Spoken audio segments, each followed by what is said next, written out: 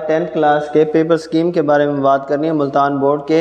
इसमें total 9 question होते हैं, जिसमें एक क्वेश्चन जो है वो ऑब्जेक्टिव का होता है और बाकी जो है वो आपके पास यानी 8 क्वेश्चन जो है वो सब्जेक्टिव पार्ट में होते हैं।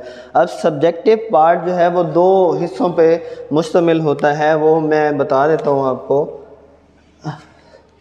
जो है सब्जेक्टिव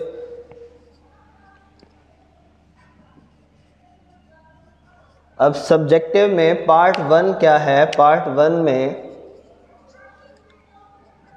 वन में जो है वो शॉर्ट क्वेश्चन पोस्टन है। क्वेश्चन नंबर 2 जो है वो किस चैप्टर में से कितने शॉर्ट क्वेश्चन है वो मैं मेंशन कर देता हूँ यहाँ पे। क्वेश्चन नंबर 2 जो है उसमें चैप्टर नंबर 1 में से 2 शॉर्ट क्वेश्चन है, एक क्वेश्चन होगा और एक डेफिनेशन। अब डेफिनेशन क्वाड्रेटिक इक्वेशन की हो सकती है, एक्सपोनेंशियल इक्वेशन की हो सकती है, रेसिप्रोकल इक्वेशन की हो सकती है, रेडिकल इक्वेशन हो सकती है, और क्वेश्चन जो है वो कोई शॉर्ट क्वेश्चन रिव्यू में से हो सकता है या एक्सरसाइज। चैप्टर नंबर 2 में से टोटल 4 शॉर्ट क्वेश्चन पिक करता है, 4 शॉर्ट क्वेश्चन जो है। इसके बाद आ जाएंगे चैप्टर नंबर 3 में से 3 शॉर्ट क्वेश्चन। इसके बाद अब ये जो है आपके पास टोटल हो गए 4 3 7 7 to 9।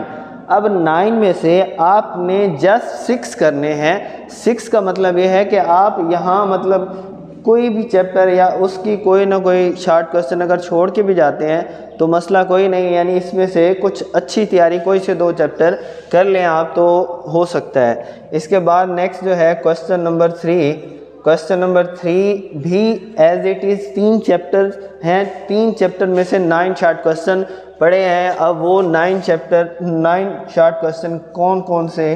चैप्टर नंबर 4 में से 3 शॉर्ट क्वेश्चन है। चैप्टर नंबर 5 में से भी 3 शॉर्ट क्वेश्चन है, और चैप्टर नंबर 6 में से भी 3। यहाँ हर चैप्टर में से 3 शॉर्ट क्वेश्चन पिक करता है। क्वेश्चन नंबर 4 आ गया है जी चैप्टर नंबर 7 में से 3 शॉर्ट क्वेश्चन है।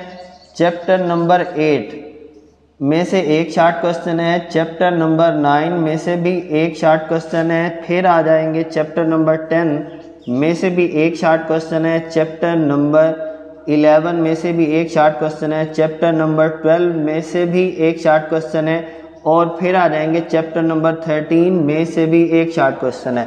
अब ये सब्जेक्टिव का पार्ट 1 हो गया कंप्लीट इस तरह से। अब सब्जेक्टिव का ही पार्ट 2 जो है वो हम डिस्कस कर लेते हैं। पार्ट 2 में से क्वेश्चन नंबर 5 बनेगा नेक्स्ट। पार्ट 2 का फर्स्ट मतलब पार्ट 2 में जो पहला है क्वेश्चन नंबर 5। अब ये कौन कौन से चैप्टर में से है। चैप्टर नंबर 1 में से ए पार्ट है, और चैप्टर नंबर 2 में से बी पार्ट है। फिर है जी क्वेश्चन नंबर जो है वो हमारे पास 6। चैप्टर नंबर 3 में से ए पार्ट, और चैप्टर नंबर 4 में से बी पार्ट। नेक्स्ट है हमारे पास क्वेश्चन नंबर 7।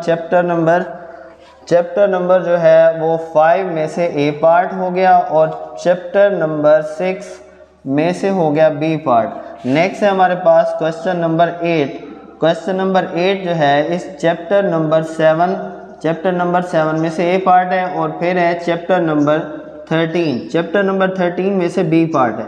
इसके बाद आता है हमारे पास क्वेश्चन नंबर 9 जो है वो है थ्योरम का। अब ये जो थ्योरम है ये चैप्टर नंबर 9 और होता है चैप्टर नंबर 12। आपकी मर्ज़ी है कि आप चैप्टर नंबर 9 के थ्योरम करें या चैप्टर नंबर 12। अब इसकी जो डिवीजन है वो मैं कुछ बता देता हूँ आपको। अब पार्ट जो 2 है इसमें से लॉन्ग क्वेश्चन है 1 2 3 4। अब इन 4 में से हमने कितने करने हैं, जस्ट 2 करने हैं। मतलब ये अगर हम chapter number 1, chapter number 2, chapter number 3 और चैप्टर नंबर 4 कर लेते हैं तो हमारा लॉन्ग क्वेश्चन का पोर्शन कंप्लीट होता है, और क्वेश्चन नंबर 9 जो है वो कंपलसरी है। अगर हम चैप्टर नंबर 1 और 2 छोड़ते हैं तो 3 4 5 6 ये हमें करने पड़ते हैं। तो इस तरह से जो है ये हमारा पेपर जो है वो 75 नंबर का कंप्लीट हो जाता है। उम्मीद है आपको बात समझ आई होगी। फिर भी किसी किस्म का कोई मसला हो तो आप पूछ सकते हैं।